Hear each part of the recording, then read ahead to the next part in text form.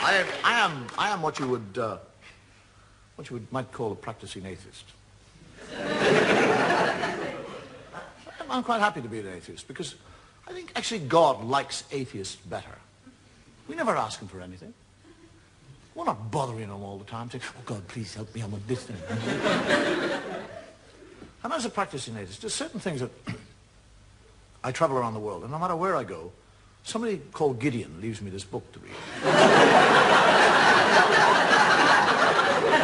It's an Irish book because it says it all began at the beginning.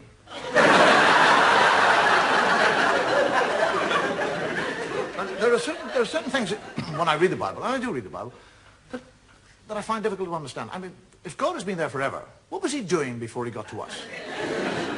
I mean, what was he out there doing? Was he sitting there going, bored today, what'll I do? I mean, suddenly from nowhere, he suddenly decided to create a world. I'll make a world, that's what. Make a world, yes, that's what I'll do. Rivers, seas, boom, mountains, boom, everything's there. I want a garden. I'd like a nice garden. Whack! Garden me. Hate gardening. Need a garden. Ah, gardener, spit and dust. Adam. Hey! And he, Adam, never once says, where in the name of God did I come from? I mean, he's 40 years of age. He has no child, he has no recall. He doesn't say, how did I get here? But he's quite happy. He just kind of trundles around the garden, working away. And God is looking at him. And he sees that Adam is happy.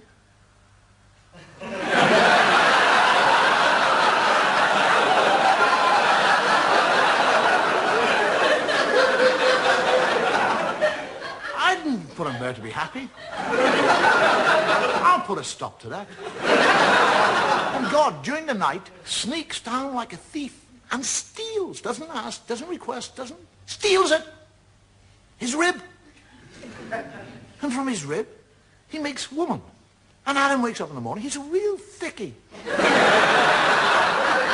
He's lying there, and and there's somebody else, he doesn't say, where did you come from? How the hell did you get here? Where did you get those lumps?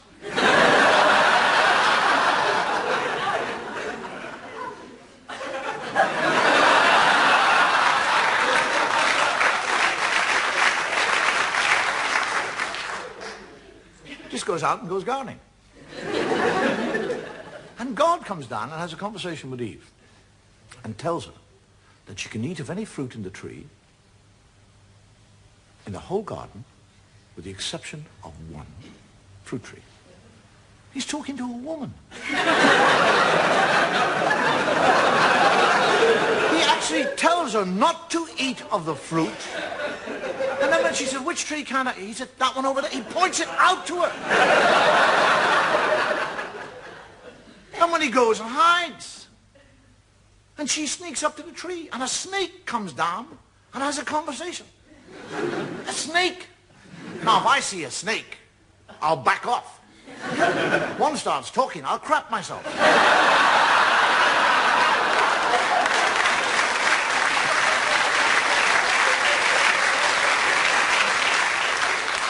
And the snake actually convinces her to eat the apple. And she eats the apple. And when she eats the apple, she learns shame.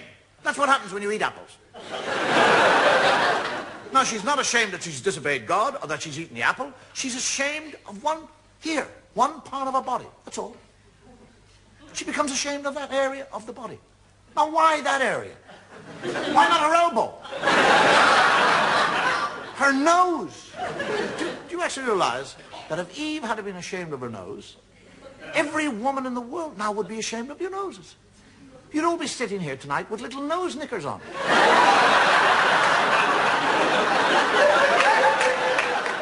Men would be in nightclubs watching totally naked ladies with G-strings on the nose. Take them off. Oh, I saw a nose. Oh. And this is the book that you'll go into court and place your hand upon.